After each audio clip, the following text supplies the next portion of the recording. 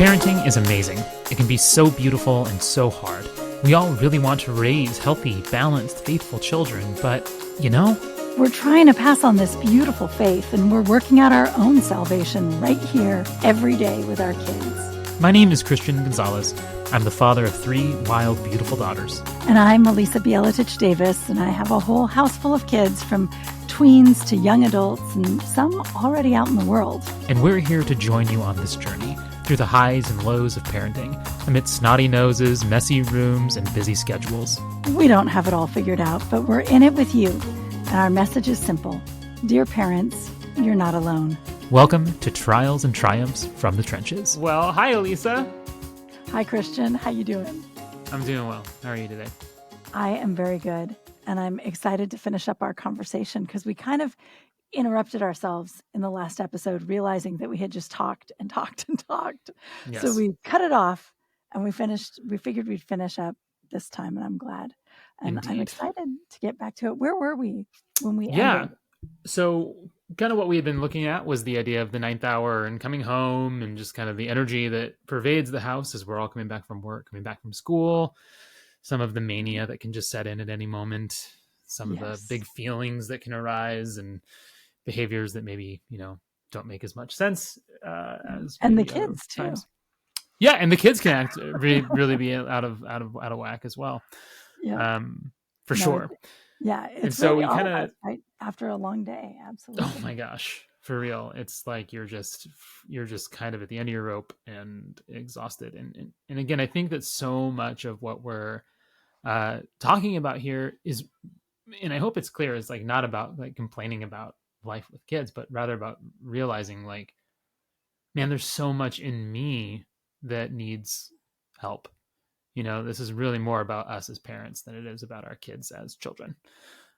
What kind of people are we becoming? How do we use these times of the day as opportunities to become more like Christ in his love and in his mercy, but also in even the way that the love and the mercy show up in what we were talking about last time is like discipline, right? Like what does discipline kind of look like as we're coming home? And we left off with this notion that discipline and discipleship really are these kind of like two parts of a whole, right? That they're, or rather they're the same thing. It's kind of like where we left it, that discipleship, discipline is really just about teaching, but that discipleship in the way of Jesus and discipline in the way of Jesus is never about punishment or retribution, but rather is about restoration and reconciliation. That it's about being in right relationship with God. It's about being in right relationship with our brothers and sisters. And it's about being in right relationship with the world around us. That this is really what the discipline of Jesus and the discipleship to him and his way of life is all about. Absolutely. So I think that that's kind of what we wanted to focus on this time, was really closing the conversation around the idea of discipline as reconciliation, and how the home now is a place of reconciliation and of restoration, and, seeing these opportunities for discipline, these moments of discipline as opportunities for reconciliation, which I think is great because it's living fully into the story that God is writing in the world. Absolutely. Absolutely. And the thing is that this is really like our project as humans is to be reconciled to God, and is to learn, to become disciples, to become disciplined, so that we are always living into that story. Right. And then as parents, in addition, like it's not just we need to be good Christians because we're parents, right? Like we just need to be good Christians. We just need to do that because that's our job. But then also we have this added beautiful opportunity to steward these young people and to help them. And that's the question, though. How do we do that, right? Like, how do we help our kids come to live in right relationship with God, and not just with God, right? Because just, in the word communion, right? I think it's very easy to think about, oh, I'm in communion with God and I want to be one with God. But we forget that means we have to be in communion with everybody else who's in communion with God. Like it has to be all this big of the people. of all of us. And so, and that means that within our household, certainly we all need to find a way to live in right relationship together with this connection. and this, and then of course with God as well, with all of us. Right. And so I think that the role that we're talking about here is like the parent, um, like sort of in like an apostolic ministerial position in some sense, because, St. Paul in his second letter to the Corinthians talks about the apostles really as ministers of reconciliation, saying that in Christ, God was reconciling all of the world to himself, not counting men's trespasses against them, and rather saying that, that the apostles now are these ambassadors for Christ, right? Of ambassadors for reconciliation. And he implores the Corinthians to be reconciled to God.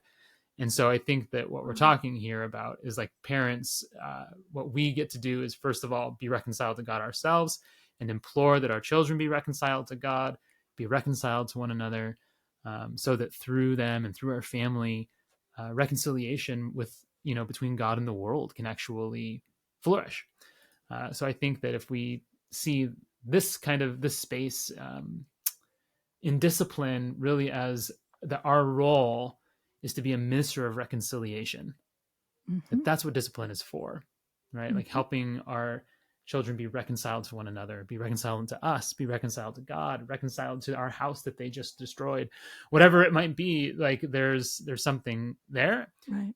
And also taking responsibility for the ways that we've torn the fabric of our relationships with them apart, because there's times when we like lose our patience and raise our voices, and like we need to confess and own that as well.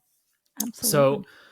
I think that the first thing to kind of bear in mind as we think about discipline as reconciliation is remembering that Christ's way is always coming from a posture of love, right? That it's always love. um, Well, and and we Go ahead. if the goal is reconciliation, it has to come from love, right? Like you can't reconcile angrily. There is no such thing.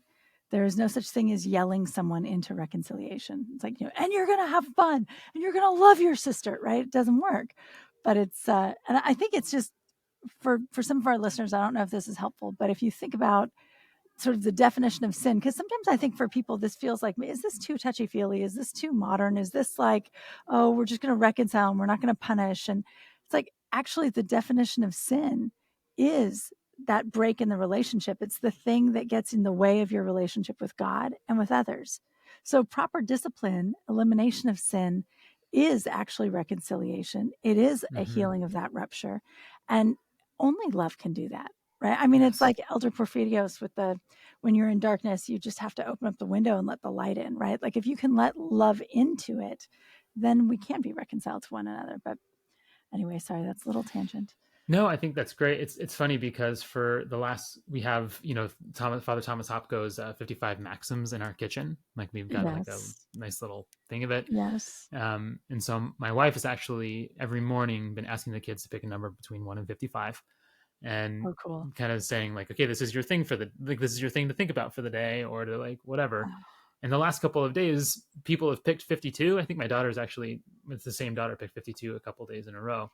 And 52 is focus exclusively on God and light, and never on temptation and sin and darkness, or something like that. I don't have it totally memorized, but that's the idea right here, is like that yeah. reconciliation is not just about like, look at the bad thing that you did and da da da da da, you need to really pay for that, but rather a coming home. It is a returning to what the home in God is, coming home to Him, coming home to our relationships and our family, which really is to come home truly to ourselves, for who we really are. Like this is who we actually are made to be. So I agree. And in order for anything to truly be reconciliation, it must come from the place of love.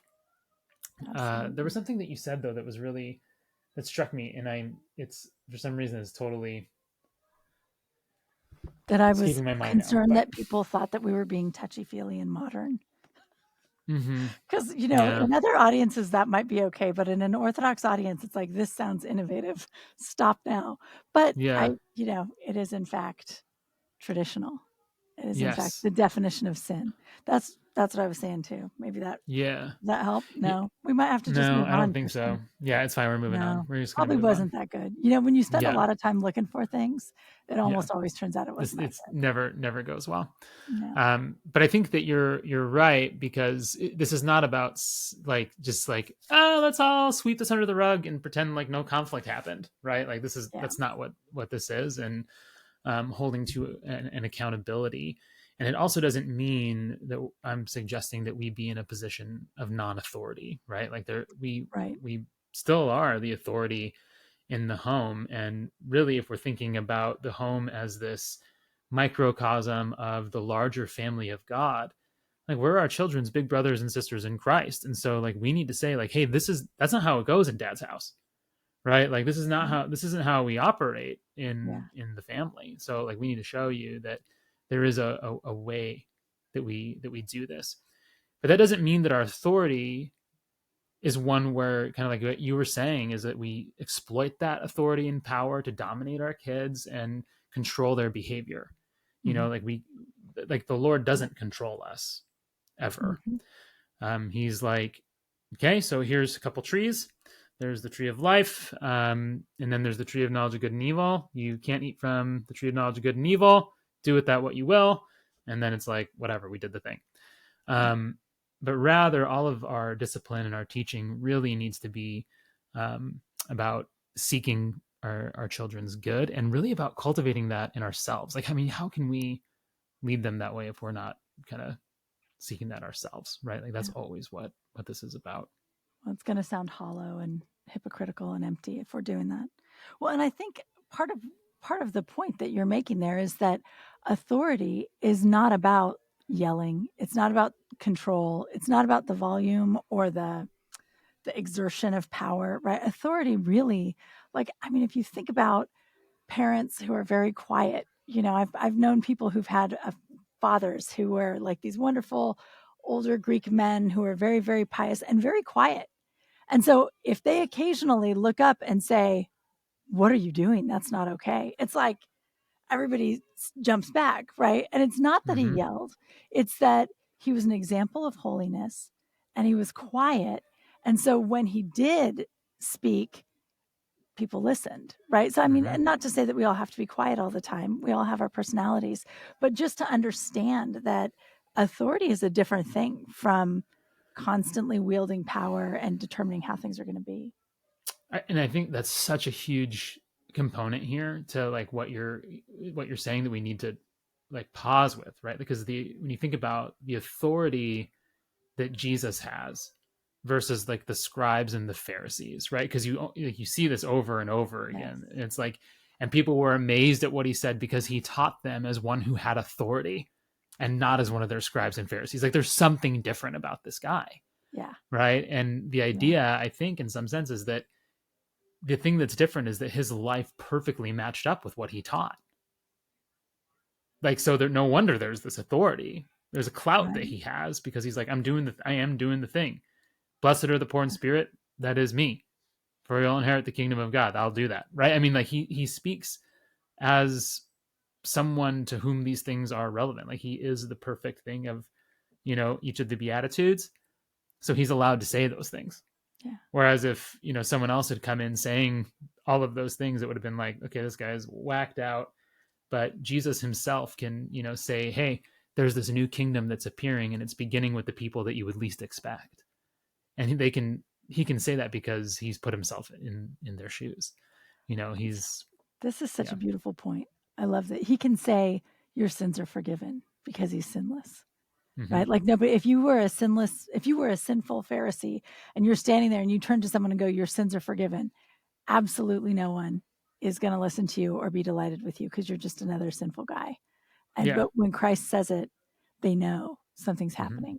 Mm-hmm. Mm-hmm. Oh, that's so cool. Mm-hmm. Yeah, I That's think cool. That's a neat way to look at that. That's very beautiful. that's And it's so yeah. helpful as a parent, right? Like that I can I can radiate love and Christianity to someone if it's inside of me. And if it's Mm-hmm. not in there, then I can't do it. And when I say the words, if I'm not living them, they don't have that power. They don't resonate. Yeah, and like the thing that we model, well, Jesus models like a sinlessness and a perfection and a whatever, like we model for our family a constant turning back, Yeah. saying, hey, you know what, dad lost his mind right then, and that wasn't cool. Yeah. Mom, shouldn't have, I don't know, said whatever moms shouldn't have said. I don't know. It's But so amazing. I think people think that parents are supposed to be supposed to seem perfect to their kids, but I think you're absolutely right. We're supposed to seem repentant. We're supposed to mhm, be turning back and reconciling again and again and again, because they don't need an example of something they can't be. They need an example of what they need to be doing, right? Like they mhm, need to be discipled mhm. into understanding how to do that, how to be constantly watching our own behavior and saying, oh, I'm sorry. And there's something, I want to underscore this as being something that's like so actually healing and helpful, because what it actually does is paints a solid reality for someone, like um as a marriage and family therapist, like I've seen a lot of people who have been really wounded in their families of origin by saying, like, my parents would fly off the handle, and sometimes I would say something about it and they would respond by being like, oh, I'm not mad. And it's like this thing that totally messes with your Yeah. head, right? Or I never said that. That is not what happened. And so you Yeah. start to develop into this kind of person who can't really trust your own sense of things, or you develop similar kinds of ways of dodging and defending your own ego, as opposed to, like, if I think of some people that I've seen who've said to their parents as they've gotten older, where they're like, that one time that you said this one thing, or like you guys got, when you guys got divorced, you created a world for me in which I had to choose which parent I would spend Christmas with. And sometimes there's been parents who've been like that, you're like, you don't have to choose, like, there's not, like, whatever. But that's the person's felt reality, right? Yeah. Is you've Yeah. introduced this world marred by sin and death to me, where I have to choose between parents. And when a parent goes, you're absolutely right, we did do that, we couldn't figure it out, and now you have to bear the consequence of that, and I'm really sorry, it's actually really healing. I believe it. It doesn't make the choice any easier about who you spend Christmas with, Right. but at least we're all in the same world where it's like, yeah, you have to choose who you spend Christmas with, Yeah. and that And sucks.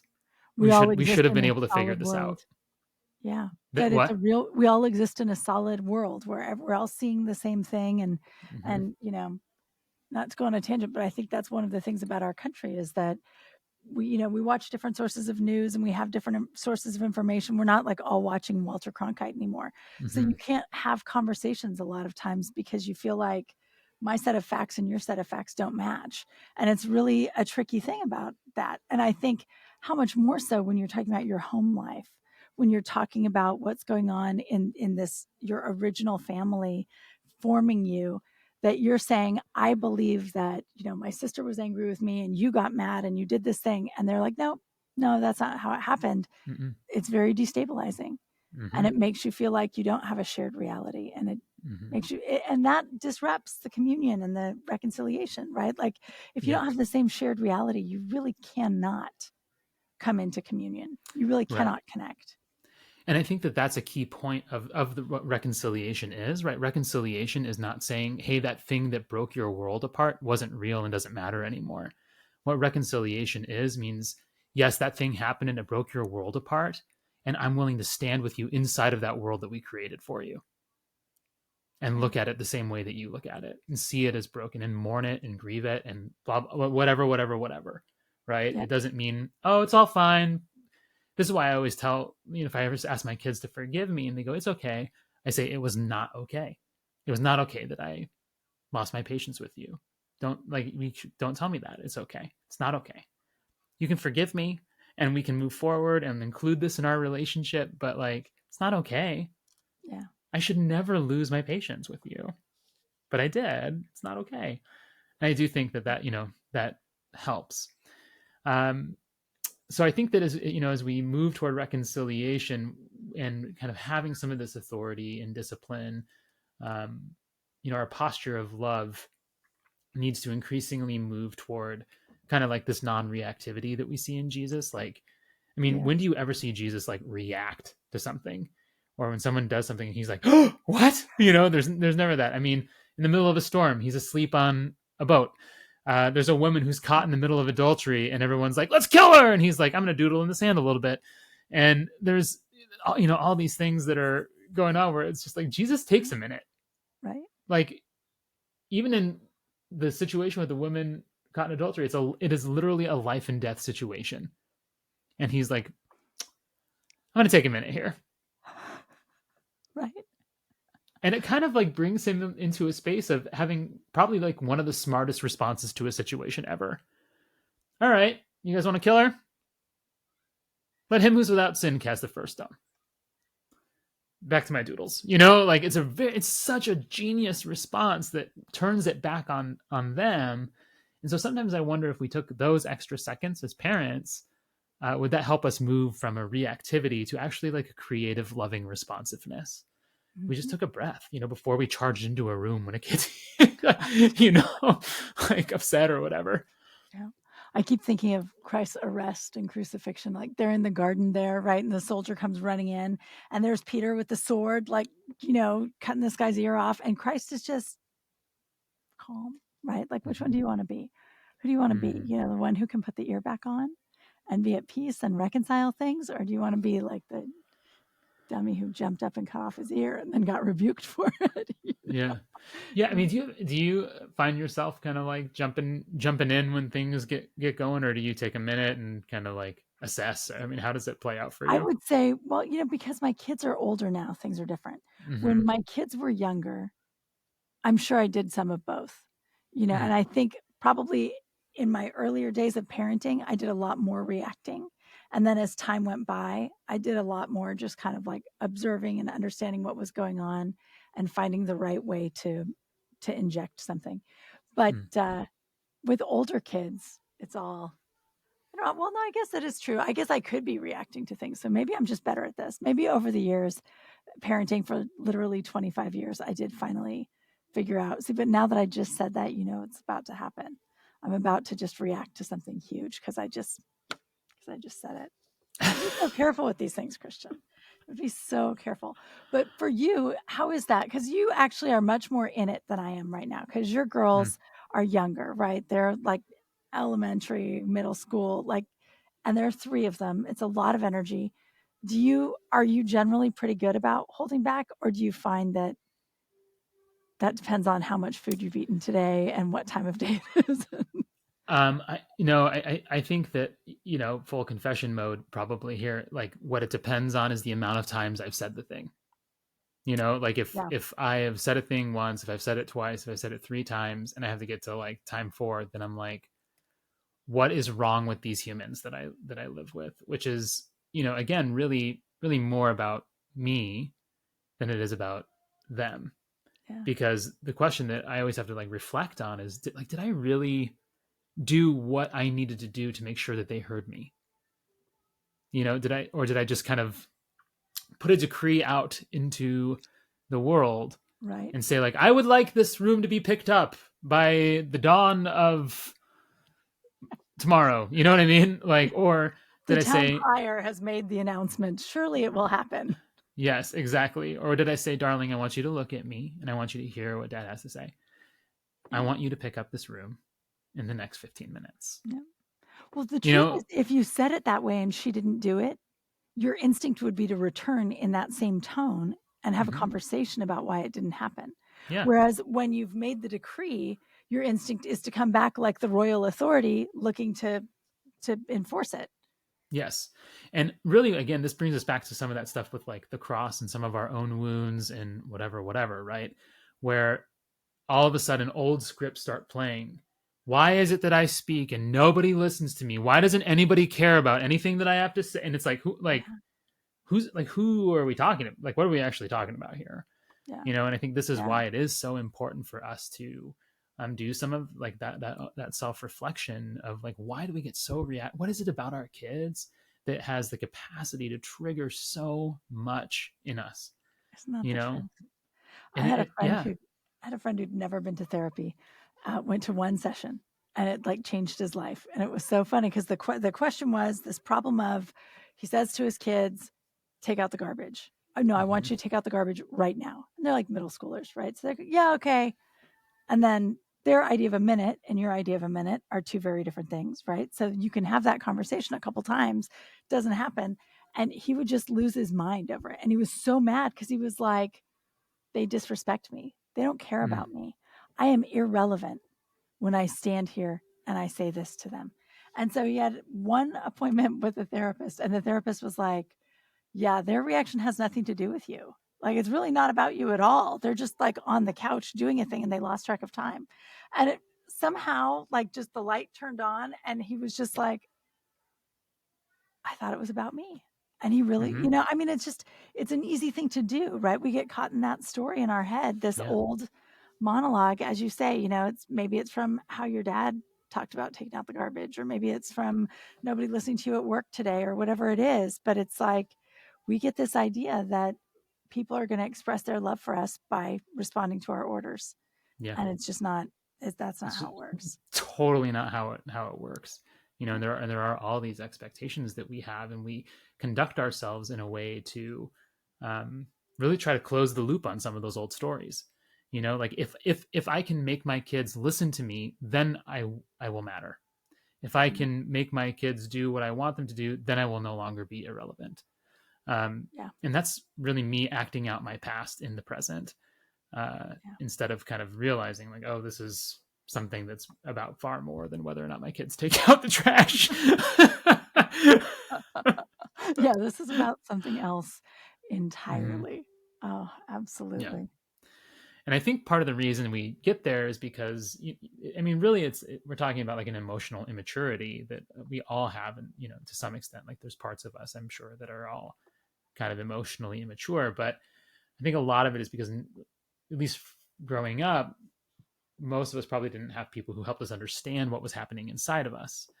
And I do think that as part of our discipline, right, if it's about teaching, if it's about discipleship, if it's about reconciliation, I think part Mhm. of that reconciliation work is really about helping us come home again to ourselves and understand what is going on inside of me when I act out at my kids. But Mhm. also helping our kids understand, hey, when you guys get into fights, what's going on inside of you? This is Right. not just about making sure, like, say you're sorry, do whatever, but Right. having a moment of like introspection where we can help a kid. So Um, often we don't do that though, right? Like, yeah. so often I think that we when we're feeling really enlightened and we're doing a great job and we're not yelling, we're not reacting, right? A lot of times we watch, we understand what the dynamic is, we think about that, and then we come up with a solution that's informed by the dynamic that we just witnessed. Mm-hmm. We don't tell the kids what the dynamic we witnessed was. We don't ask the kids to sort of learn how to look inside of themselves and see it, right? We're not Yeah. actually teaching them how to do that. It's more like, I need to find a button that'll fix this. So I'm going to like get some insight into the situation, find the button, push the button, and go make dinner. And Yes. I mean, I'm sure all of our listeners are doing a better job at that than I am, I have no doubt.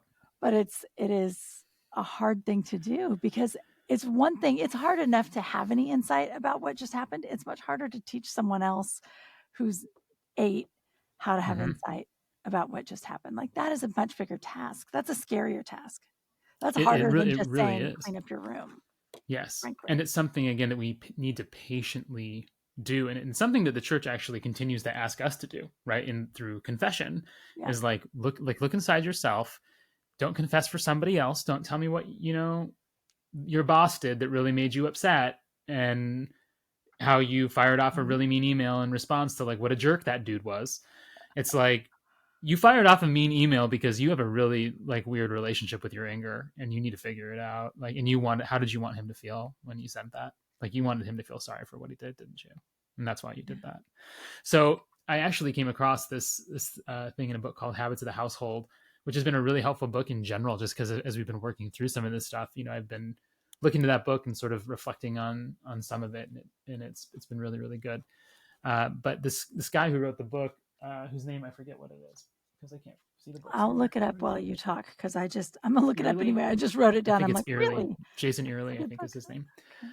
Uh, But he says that there's 3 questions in moments of discipline where that he asks his kids in order to help them become self-reflective people. And the questions are, what did you do? That's the first thing. And I think we also need to say, again, remember, this posture needs to be non-reactive, loving, invitational. Instead of like, what did you do? It's got to be like, okay, so like, tell me, what did you do? What did you do? Because we often go into those situations trying to like enforce a thing, right? Like, she did this and he did this, and like, and it's just about figuring out who the bad guy is. Like, that's often what our kids want us to do, is figure out who Yeah. actually was the bad guy. Yeah. And Like it's a CSI every episode. what? Like it's a CSI episode or something, right? Like, oh, okay, I'm Totally. going to identify someone and throw them in jail. That's And my it job. makes sense that we do this, because like, if you look at even from the very beginning, our first parents, when they fell, the whole thing was find the bad guy. Like, who's actually the bad guy in the fall? Like, that's what the whole argument's about, Yeah. right? Like, well, you gave me this woman and she gave me that thing, and then she's like, well, the serpent did the thing and the thing, and he's like, that the whole thing is to find the bad guy. Yeah. And if you really reflect on like any fight that you've had with your spouse, the whole thing is about finding the bad guy. And it's about trying to make it clear that like, you're the good person in the relationship and they're actually worse than you somehow, right? And that's what our kids do too. It's like, and it's this human drama that we get caught in, is like, who's the bad guy? Yeah. If we can find the bad guy, then we're good, we're off the hook. And so this question of what did you do is an invitation to like honesty and ownership, right? And that's the first question God asks once he finds Adam and Eve, is like, what did you do? Who told you were naked, right? Like, there's all of these like these questions that God asks. And so this guy is saying, the first question, what did you do? And you invite your kid to actually just say, this is what I did. No judgment, no nothing. And the second question is, what did you think would happen when you did that? Oh, that's smart. Mm-hmm. When you hit your sister and took her toy back, what did you think would happen? Yeah. And then the third question is, what did you want the other person to feel when you did that? Did you want them to feel hurt so that they would know how much you hurt them? Did you want them to feel sad so that they would stop bothering you?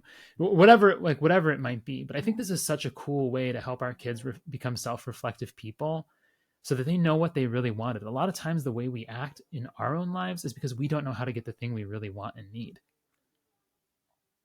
So we do these things to get those things, and they're actually more harmful. Yeah. Right? Like, we may want to relax, but we may not really know how to relax, and so we have an extra glass of wine instead. Right. And I think this helps our kids prepare to confess the things that they actually are looking for and wanting. And frankly, I wish that I prepared for confession this way. Okay, like, what did I do? What did I think was going to happen? And what did I want other people to feel when I treated them that way? You know, I might try that. I might. Yeah. I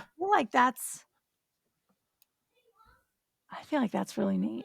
That's really neat, because you just you really unravel your motivations in a way that gives you some insight. And totally. That's what we need. By the way, it's Justin Whitmore Early. Yep. Can you guys see it? Habits of the Household. Habits of the Household on the camera. I forgot about that. But it's no, it was straightforward when he pointed it to me. So it's going to record it straightforward for everybody else. Frozen? No, I'm not. No, I'm here. I'm here. You're frozen now. I'm back. We're unfrozen. We're good. Everything's good. Can you hear me? Can you see me? I can hear you. I can see you. Are we back? Hi, there you are. We're back. Okay. Yeah, no, I was with you the whole time. That was weird. Were you really? That was super weird. Yeah. I was going to text him. All right. Yeah. Thanks for taking that out, Elijah. Yeah. The weird freeze. The weird freeze. That's funny. So, yeah, you were saying though about like, this is confession. Yeah, I really feel like that is just the right way to prepare for confession, and it's certainly for kids, right? I think that's brilliant. I think that's how they're going to learn how to unravel it and how to start to understand why they're doing what they're doing, and that's so much better than just trying to be like, oh, I have to stop doing that. You know, to understand why I'm doing it and to be able to get to the root of it and maybe do the thing that'll actually fix that problem. Instead, you know, that'll actually make me feel better or make me feel relaxed or make me feel happy. You know, that's huge. That's beautiful. I love it. If only we all could do that, right? If we had like but I feel like I often treat confession like, go say the bad thing that you did, like, so you get off the hook, That's and true. then go back and whatever, but without kind of the, what am I really wanting? What am I really, like, when I do those things, like, man, what am I hoping will happen? I have to call my priest right now. Yeah. Like, Father, I have a new list. Let's go. Here's the things that I've hoped will happen. Well, How do I get them? right. Well, no, but I mean, what I mean more is like, here are the things I've been hoping for that I shouldn't be hoping for. And I may be doing things that look nice, but maybe it's because I want to manipulate something and I want an outcome that is not mine to demand. You know what I mean? So that's just a little side into Elissa's psyche. No, But I think that that's, there are things that that's, don't look sinful. They seem perfectly nice, right? They're easy to defend. Like, well, I mean, I was just explaining to you what I read in this book. It's like, well, actually, no, I was trying to make you do a different thing because I'm tired of what you're doing, even though you should have the freedom to do that all you want. yeah. I mean, and there's things that can look even nicer and still be pernicious too, right? Like, I Yes. brought that person soup when they were sick, and they did not say thank you. And so it's like, did I really bring them soup because I cared about them, or did I bring them soup because I was seeking my own approval and appreciation, Yeah. really wanting to feel, appreciated and wanted, and like, wow, I'm such a good person. So It's that rewards in heaven it's problem, pernicious. right? It's, yeah, Like, yep, you can do the good thing, but if you do the good thing to be seen by somebody else, it's like you didn't do a good thing at all. Like, yeah, you've just erased it. It's just gone. great job. They think you're cool. Yeah. That's it. You And can have that the reward. end. You Yeah, get it. Yeah. See how long yeah, that lasts. Good luck. yeah. Enjoy. Nothing in the kingdom though, but they're going to like you for an hour and then they're going to get really mad at you and envious and turn on you. Good luck. Yes, exactly. And then we'll be back right in the place of needing reconciliation. Yes. So Yes. here's a question then, because I Okay. feel like a lot of this, comes back to the question of forgiveness. And like, that's kind of the final step here in reconciliation, right? Is forgiving, which Father Tom Hopko says is the singular expression of love in a fallen world. And I think that that's so good. Forgiveness being the singular expression of love. And so I have multiple thoughts, but I'm curious what yours are on the idea of like making your kids say that they're sorry to each other or asking for forgiveness from one another. Because I know some people hate it and some people do it. And I don't really have my mind made up, but I'm curious about what you think. Well, so it sort of depends on the kid because I've had kids who are normal and can apologize like everybody else, and it's not huge. So it's not a big deal with them. So I may sometimes say to them, like, you need to ask for forgiveness because that was not an okay thing that you did. But I've also had a couple of my kids who really hate ever admitting that they've ever done anything wrong and apologizing forever. Like it's the hardest thing for them. And I will say they're probably 16 before they can do it. And so that's like a more ongoing interaction with them. And with them, I do pressure them more to handle this in some way. But we do have a lot of conversations about why too. Just like, if you've done something wrong and the person you hurt knows and you're just like, you give some kind of lame explanation and walk away, like you've really damaged a relationship there. So I think we have Forgiveness Sunday at church, right? Like, we have these situations where the church teaches us how to ask for forgiveness because the church knows that's not easy.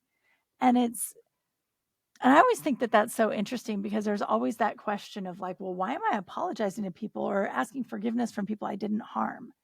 And it's like, well, because you need to learn a stance of asking forgiveness because you are is it St. Silouan who talks about this idea that like you will be holy. You will like be right with God when you understand that you're responsible for all the sin in the world. And it's like you're responsible for everybody else's sins because you're a fallen person in a fallen world and you're just a part of it. You're a part of this system that's all broken. And it's kind of like, I feel like, in our modern culture, we can relate to it in the sense that, how about try to make dinner tonight without causing any harm to the environment, without being indirectly responsible for anything bad, right? Because almost everything in your house got there by a big truck that was, you know what I mean? Like there's Yeah. a way That's that why it's nobody makes all it to the good place in that show. Did you ever right. watch the show The Good Place? Yeah, nobody Yes, makes it to the good yes. place because of that. Yeah, I actually hated that show at first, and then I liked it when it ended because at first I was mad. I was like, "That's not heaven, that dummies. This is some stupid American idea of what heaven would be." And I was like, "Oh, okay, that's the point. Okay, cool." But my kids held me as a genius. They're like, "Mom called it right from the beginning. It wasn't heaven after all."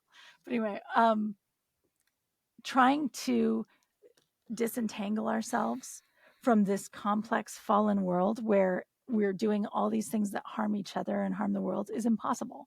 And when we Mhm. can recognize that, I think that is of value. And so I think that's part of it, right? Like there is a way that we have to teach our kids how to do that. I don't know if that's the same thing as grabbing somebody by the ear and marching them up to somebody and humiliating them and saying like, you better apologize, like that.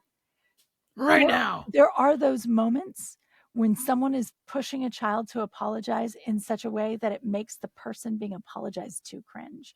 And it makes Mhm. that like when that person is recognizing excessive force and meanness and cruelty and something really ugly happening in front of them, they don't want to accept. I'm talking about that Mhm. situation where you're just going like, it's okay, really. No, you know what? It's fine. It never happened because you hate to see that thing, right? And like Yeah. so I think we want to be careful not to do anything that we have to apologize for when we're trying to Yeah. get that apology. Well, and my thought is like if we're emphasizing this as like this is a way of restoring the relationship because that's really what is going on so much with like Forgiveness Sunday, right? Is saying like, Yeah. wow, I have introduced to the world. I mean, man, is it Elder Zosimas and Elder Zosima and From Brothers Karamazov Dostoevsky. who says, "My sins alone have polluted the universe." He like doesn't he say something like that? Yes, and he's Which probably the one I was quoting before too. no, but I think that Because I think I I was, think that he is there's yeah, like some Silouan stuff going on with yeah, Zosima as well, yeah, for sure. yeah. Um, so Neat. that idea of like I've introduced this in a way that I maybe haven't even known until I'm standing in front of you, and maybe I still don't recognize. But if it's about this again, the act of reconciliation, about saying taking responsibility for the ways that I've contributed to the disintegration of relationships in the world, um, that's a different emphasis to me. And my thought that I'm just having right now is if we kind of do what we're, Early, was that his last name? Early, whoever the Habits of Household guy is. Um, I've already forgotten it. Yeah. You told me, I've already Justin was forgotten it. his first name. Justin, whatever our buddy Justin, Yearly. um, yeah, Justin Yearly. you're, it says those three things. Like if we've invited our kids to articulate, and we ourselves articulate, here's what I did, here's what I hoped would happen, and here's what I hope that you would feel. Like those, like we've already helped them practice a confession and saying, "Will you forgive me for that?" And maybe it becomes a little bit easier to say, like, okay, now you've told me, now I want you to say those exact words to your sister whom you actually offended. I like Like that might be a lot easier because even sometimes in the therapy room, like I'll invite one partner to speak to me, of a couple, and they'll say that. like, I just want this, I want that, I want whatever, whatever. And I just feel so alone, whatever, whatever. And they'll tell me like, well, their partner's there. And I'll say, have you ever told him or her that? And then they'll be like, no, I've never, like, no. Nope. And I'll say, okay, can you tell them that right now? And like suddenly things are like, well, that sounds a lot harder, even though they just said it to me right in front of this person. Then it's like, okay, then they try and they stumble through it or whatever. But I do think there's like we're practicing it here. And then like the real thing is saying it to the person that you feel that toward. Yeah. Right. So I don't know. I wonder if maybe that's part of what this whole thing is about of what did you do, etc. Now can you go say that to your sister? Yeah. Oh, but it's all about relationships. It is. So It's about reconciling relationships, and it's coming back home because that's where we mhm. start. We Yeah. start in wholeness and we start in goodness, and then we fall, and then it's all broken. And so it's all about coming back to it. Yes. And as always, it starts with us, right? Like, what does our own act of seeking reconciliation as disciples of Christ look like?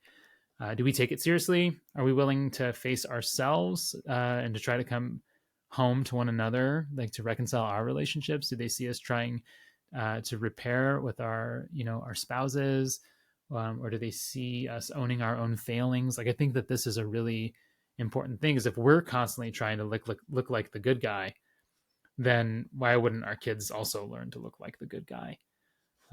And I do think it means we have You to fess know, up a little bit more. I wonder how many divorced parents in the audience just had the same thoughts running through their head that I have. Mm, mm, Because, when you're divorced, that becomes so magnified and so much harder, right? But it's so important to your kids. Like, I see in my kids when their dad and I can interact well, if I pay him a compliment when he's not around, something like that, um, I see like them kind of light up a little bit. Like they like to see that there's reconciliation there. They know that we're not, going to be back together, but they like to see that there's a wholeness there. yeah. And for me, that is a little bit painful. I'm like, I don't know if I want to reconcile with that Yeah. guy. Yeah. I don't want to suggest that I had anything to do with anything that went wrong, darn it, because that's a big deal. Like, that's not a Mm-hmm. small thing. That's not I was nasty about having to clean up the kitchen alone last night. Sorry about that. These are like really huge things, and they're so important to the kids, and they're so important to us, and they're so much harder to do. But Mm-hmm. so Yeah, well, I they just tell thought a I'd say story, that right? out loud Because for the a lot of divorced times what people. we say to our kids is like, "You're so much like your dad," or "You're so much like your mom." And if I like hate your dad and I say things to you like you're so much like you remind me of your dad, then it's like, "Oh my gosh, Yeah, like what's the story there?" Right? Like you yeah, guys split. So like where am I in that yeah, story now? But if even what you're saying, like if I can be reconciled in some way to my kid's dad and I say things to them like, "Wow, you're so much like your dad," then it means something different because even though like we couldn't figure it out, we're still reconciled and we're kind to one another. But if we do not get along and I say like, wow, you are like totally reminding me of your father right now, then that means right. something completely different. So yeah, I think you're right. That's really huge. That's really, really huge. All right, well, we did it. There you go.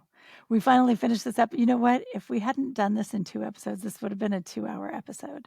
You're And welcome, the world. yeah, that's right, you guys. You're welcome.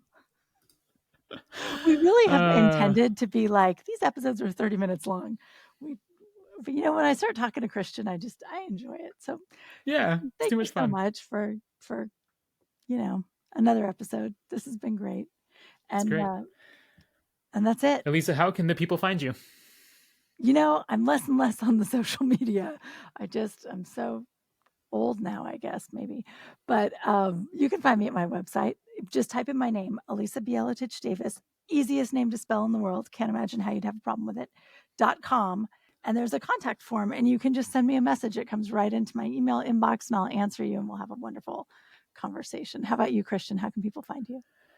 Well, I am not on the socials at all, as I've said over and over again. But the organization I work for, OIM, can be found on Facebook and Instagram at the OIM official, or you can head over to our website at theoim.org, join our mailing list, and see what we've got coming down the pipeline. And as always, we would love to hear from y'all.